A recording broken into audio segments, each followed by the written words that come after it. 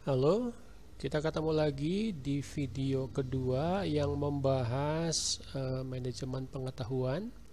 Kali ini kita akan melihat cara pandang atau perspektif orang mengenai pengetahuan. Jadi perspektif terhadap pengetahuan ini ada dua macam. Yang pertama adalah pandangan subjektif, yang kedua adalah pandangan objektif. Nah, subjektif ini mewakili pandangan pengetahuan dengan menggunakan dua perspektif, yaitu kondisi pikiran, state of mind, ya, bagaimana hasil dia pengalaman, wawasan, belajar, ya, kuliah, atau juga kondisi praktek, pengalaman dari apa yang pernah dia lakukan. Dan yang kedua adalah pandangan objektif, mewakili pengetahuan dalam tiga perspektif. Pengetahuan sebagai objek, ya, yang harus dikelola. Di video yang pertama kita bahas pengetahuan sebagai objek, sebagai modal yang berharga untuk sebuah perusahaan. Bagaimana misalkan para staffnya, para stakeholdernya bisa mengakses terhadap informasi tersebut, dan akhirnya menjadi kemampuan atau capability dari sebuah organisasi, misalkan untuk berkompetisi atau untuk bersaing dengan para kompetitornya. Jadi kurang lebih seperti ini gambaran perspektif on knowledge, ya, pandangan terhadap pengetahuan. Ada sebelah kiri itu ada subjective view, sebelah kanan itu ada objective view. State of mind, kan orang yang punya berpengetahuan ini punya pendapat sendiri, ya. Mungkin juga berdasarkan knowledge as practice, berdasarkan praktek. Sementara untuk objektif ada sebagai objek, sebagai akses untuk informasi, dan sebagai kapabilitas. Nah, meskipun ini terbagi menjadi 5 untuk perspektifnya, tetapi juga fokus dalam melihat pengetahuan ini semuanya konsisten, yaitu sebagai seperangkat keyakinan, belief, ya, keyakinan tentang hubungan atau relationship A mengakibatkan B, ya. Jika Anda naik motor tidak pakai helm, maka akan 1 pasti melanggar aturan, 2 pasti akan ditilang kalau ketemu dengan polisi atau kelihatan dengan tilang, dan pada saat terjadi kecelakaan pasti kecelakaannya itu jauh lebih parah dibandingkan dengan orang yang bahkan fatal, ya, dibandingkan dengan orang yang menggunakan helm pada saat bawa kendaraan bermotor di jalan raya. Relationship, ya, antara satu hal dengan hal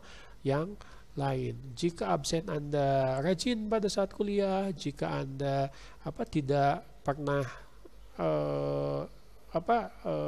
selalu mengumpulkan tugas, ya, selalu belajar dalam kelompok belajar, selalu mempersiapkan diri dengan baik, dan seterusnya, kuliah itu bakalan sukses. Itu relationship-nya, ya. Itu adalah sesuatu yang wajar, ya, menjadi logika orang yang berpengetahuan. Nah, dari sisi pandangan subjektif, ini adalah keadaan pikiran, state of mind, berfokus pada kepercayaan dalam pikiran manusia, ya. Dia percaya bahwa jika mobilnya rusak ini karena bensin habis, misalkan. Kenapa? Ini berdasarkan kata orang, berdasarkan pengalaman. Lalu juga pengetahuan sebagai praktik atau praktis berfokus pada kepercayaan bersifat pada tindakan. Kenapa dia melakukan hal tersebut? Karena hal tersebut pernah dia lakukan sebelumnya dan berhasil. Itu adalah subjective view. Mungkin satu orang dengan orang lain itu punya pandangan yang berbeda. Orang mungkin misalkan dalam hal praktek bisa menyebutkan itu salah, tapi untuk orang lain loh ini berhasil. Tergantung dari situasi, kondisi, dan seterusnya. Kenapa hal ini disebut sebagai cara pandang yang subjektif terhadap pengetahuan. Nah, untuk objective view atau cara pandang pengetahuan yang objektif, baik objek, baik access to information, baik capability atau kapabilitas, ini memandang pengetahuan sebagai tujuan, memusatkan perhatian pada kepercayaan sebagai objek untuk disimpan dan dikelola. Ada objek bahwa kemampuan perusahaan kita ini seperti ini, ya, modal perusahaan kita seperti ini, kemampuan para staff, para tenaga ahli dan sebagainya seperti ini. Nah, ini harus di-share, harus satu perusahaan, setiap orang yang ada di dalam perusahaan tersebut harus punya pengetahuan yang sama, harus punya belief yang sama,